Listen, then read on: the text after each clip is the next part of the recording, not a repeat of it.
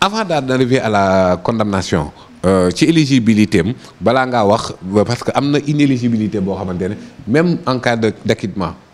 mënatu ko am muy par exemple L29 du code électoral nee na ki ñu jugé en état ki nekk en état de contumace waxul ku ñu condamné ku nekk en état de contumace mënatoo inscrire sur les listes électorales donc première conséquence bi même bu acquittement amee inscription sur les listes électorales mënatul nekk bu contumace bi wëyee parce que mën na bañ a wëy effectivement bu dee dañ ko ci condamné aussi képp ku ñu condamné pour crime mënatoo inscrire sur les listes électorales en tant que maire de Ziguinchor ku ñu condamné pour crime mënatoo nekk maire ah oui article 135 du code des collectivités locales le maire oui moom laa lay citer article 135 code des collectivités locales nee na un maire ou un conseil municipal condamné pour crime sa révocation est de droit donc kon effectivement bu ñu ko ci daanee dootul nekkati maire Ziguinchor donc yooyu yëpp ci conséquence politique la maintenant contumace moom li koy mën a dindi ci nit ki mooy mu ñëw wala ñu gis ko bu boobaa lañ koy delloo droit yi nga xamante ne dañ ko confisqué woon droit yi ñu confisqué woon c'était le droit à faire appel fi mu toll nii mënul def appel boo nekkee en contumace mënoo def appel say avocat mënu ñoo lay looloo tax démb gisoo fay avocat Sonko et puis voilà après du mën a def appel ci mbir mi. d'accord li nga xamante ni moom la ñu demee dem ci Ziguinchor est-ce que yoon la woon daal di dem kër Ousmane Sonko di ko jaasi ak li mu nekk islam ci li nga xamante ne moom la daal di nekk. nekk ci ñoom Ziguinchor. bon n'étant pas à Ziguinchor xam naa yooyu ñoom Ange ak ñoom Alaaji ñoo ci mën a tontu mais je sais pas ce qui s'est passé mais ay rassemblement bu dee noonu la ñu qualifié effectivement bon mais xam nga ne l'objectif parce que fii nii loolu tax xale yi di wax ne Dakar du Ziguinchor fii da ngay gis les forces de défense et de sécurité à la veille de l'audience wala jour audience ñoom ñoo barricadé kër Ousmane Sonko mais à Ziguinchor ñoom lañ barricadé waaw donc kon waa Ziguinchor ak waa Dakar moom pomme du new déedéet ñii moom foog naa ne waaw ñii moom du ñu Marème Mbaye daal ñoom du ñu maanaam la résistance était beaucoup plus soutenue à Ziguinchor peut-être parce que conséquence bii ma wax ça concerne spécifiquement Ziguinchor muy perte son mandat de maire parce que la volonté populaire moom moo ko teg foofu donc la volonté populaire la ñu mën a remettre en cause donc peut-être que ça justifie l'attitude de la jeunesse de Ziguinchor mais à Dakar c'est une autre paire de manches mais quel que soit Alpha man jàpp naa ne taxawaay moo mën a boole Sonko ci mbir yi parce que ce n'est pas bon mënoon nañoo juger démb délibérer démb parce que ce ne serait pas la première fois. waaw bu ñëwoon moom foogu ma ne procès bi mënoon na jeex démb parce que déjà rek lui il a combien d'avocats une cinquantaine ku ci nekk bu naroon wax suba mënul woon jeex mais le fait que ñëwul moo ko gaawal mais délibéré bi tamit mënoon na am parce que man jàpp naa ne fële na le koo ko joxoon mën na koo àtte même un étudiant de la première année de droit mën na àtte lee.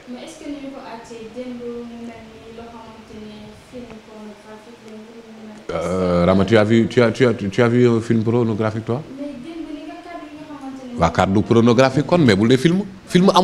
amul tey amul woon démb doo am ëllëg. bon Adji Sarr nag moom ñëw na fa ak ay waxam ñu ñaaw maanaam Adji Sarr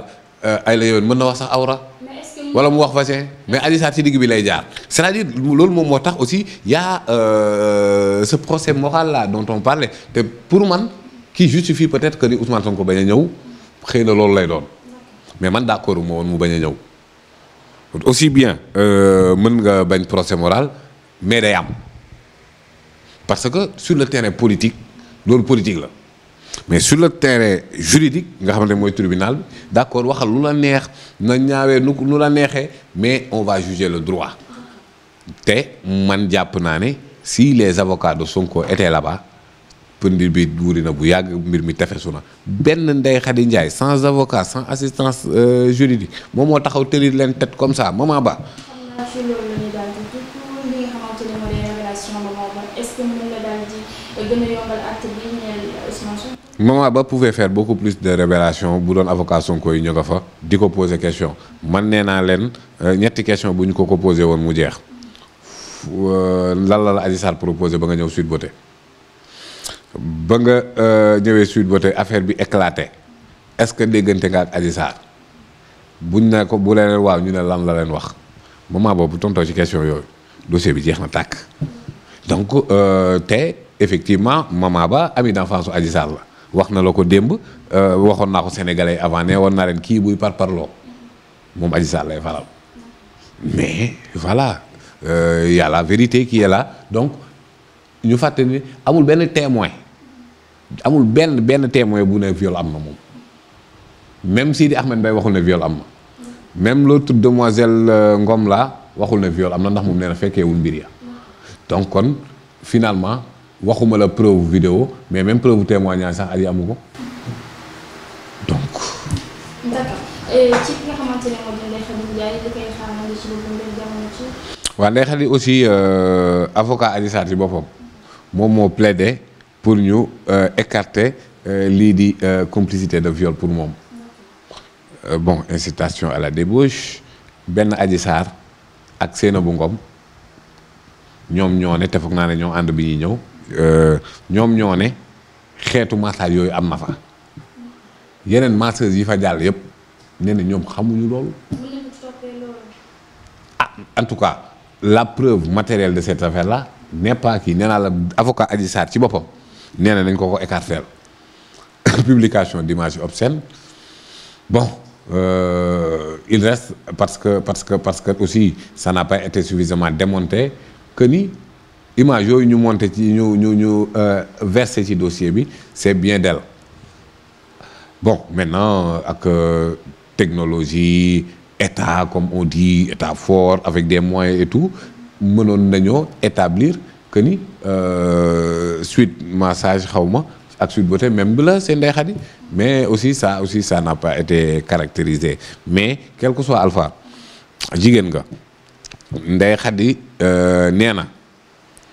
moom effectivement dafa ëmb ba am 8 mois nee na Sénégal pardon ah oui je ne kenn gisul ëmb aji moom moo ko waxoon nee na dafa bëggoon a rëcc ba mu taxawaatee aussi di def premier interview am bi foofu de xanaa rëccoon na ba pare mais waxaat na ëmb bi madame Tall aji nee na ko dafa ëmb xanaa foofu tamit daa bëggoon a rëcc mais booy rëcc xanaa dañ lay jàpp otage yow doo ma bàyyi ak ëmb Adji Sarr ñëpp xam nañ ne ëmbul moom ci boppam nangu na ne ëmbul donc kon la mu doon wax moom nee na da doon wax pour génn finalement elle n'a été l'otage de personne alors donc Ndeye Khady moom loolu la waat nee na bu dee lii ñu koy wax lenn def na ko ci moom yàlla bu mu wasin waaw ku ne nag kii day faral Sonko foogu ma ne nag Sonko moo ko gënal doom bi mu ëmb donc kon je pense que ni man personnellement gëm naa Ndeye Khady de bonne foi parce que elle a été constante depuis le début et que par loog nangam xanaa nag doo ko yeggale ba koy gën a lekk sa doom ak sa bakkan waa kay donc c'est clair man li ma jàpp li ma gëm mooy un acquittement pur et simple franchement renvoie même au fait de la poursuite maanaam poursuite yi warul woon mën a am parce que effectivement loo xamante ne ay nit des dégâts yi mu def yëpp pour nous venir nous servir que ay waxi kese wax dëgg yàlla la preuve en matière pénale elle est libre nu la neexee nga andi sa preuve fut-il que les preuves soient des preuves loyales may nañ la boobu liberté andi woo dara tegoo dara suñu loxo donc dara amul dans cette affaire et que acquittement la war a mën a jot nag wax dëgg yàlla. d'accord mais conclusion bi nga xamante ne nañ ko tiré ci li nga xamante ne moo di candidature Ousmane Sonko mënatul nekk. nee naa ne mënatul nekk depuis son affaire avec Mame Mbaye Niang